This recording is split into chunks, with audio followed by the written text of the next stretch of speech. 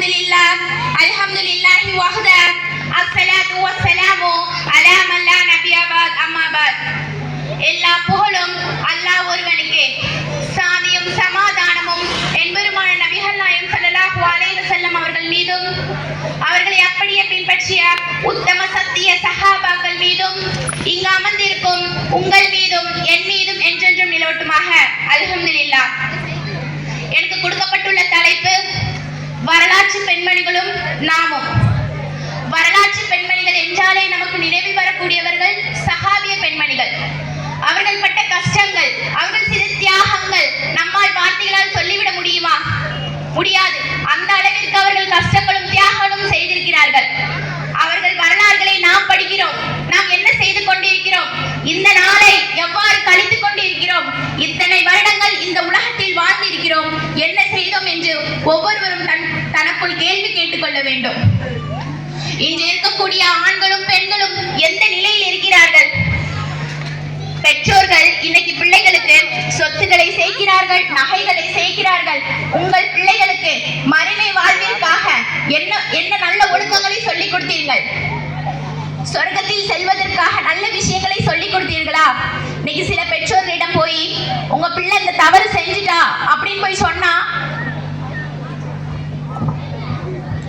இன்னைக்கு ஒரு பெற்றோரிடம் போய் உங்க பிள்ளைங்க அந்த தவறு செஞ்சுட்டாங்க அப்படின்னு சொன்னா, அந்த பெற்றோர் சொல்றா, என் மகன் இவ்வாறு செய்யவில்லை, என் பிள்ளை இவ்வாறு செய்யவில்லை என்று சர்வ சாதாரணமாக கூறுகிறார்கள். அவர்கள் கல்லூரியில் என்ன அட்டூழியங்கள் செய்கிறார்கள் என்று உங்களுக்கு தெரியுமா? பள்ளிக்கூடங்களில் அவர்கள் என்ன தவறுகள் செய்கிறார்கள் என்று உங்களுக்கு தெரியுமா? எதுவும் தெரியாது. ஏதோ என் பிள்ளைக்கு சொத்தை செய்கிறேன், நகையை செய்கிறேன் என்று நீங்கள் பயணித்துக் கொண்டே இருக்கிறீர்கள். ஹிஜாப் என்ற பெயரில் பெண்கள் செய்யும் அட்டூழியங்களை வார்த்தையால் சொல்லிவிட முடியாது. அந்த அளவிற்கு அசிங்கமான காரியங்களை செய்து கொண்டிருக்கிறார்கள். இன்று இருக்கக்கூடிய கல்லூரி பெண்கள் இங்க இருந்து போகும்போது ஹிஜாபை அணிந்து செல்கிறார்கள். கல்லூரியில் நுழையும் போது ஹிஜாப் இல்லை. பெற்றோர்கள் நீங்கள் என்ன சொல்லிக் கொடுத்தீர்கள்? உங்களுடைய பிள்ளைகளுக்கு நல்ல ஒழுக்கங்களை சொல்லிக் கொடுங்கள். உங்களுடைய பிள்ளைகளிடம் பேச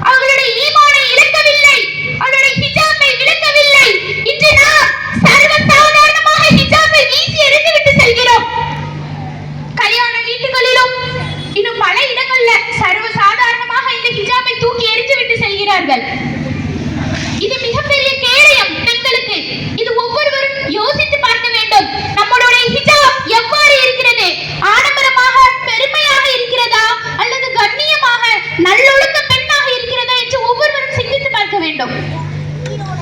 இன்னைக்கு இருக்கக்கூடிய பெண்கள் எவ்வாறு இருக்க வேண்டும்? நல்ல ஒழுக்கம் உள்ள பெண்ணாகவும் நல்ல திறமை உடையவளாகவும் வலிமை உடையவளாகவும் இருக்க வேண்டும். இன்று இருக்க சில பெண்கிட்ட கேட்டனா, எனக்கு அது சரியில்லை, இது சரியில்லை, எனக்கு அப்படி செய்து இப்படி செய்து பல நோய்கள் இருக்குது.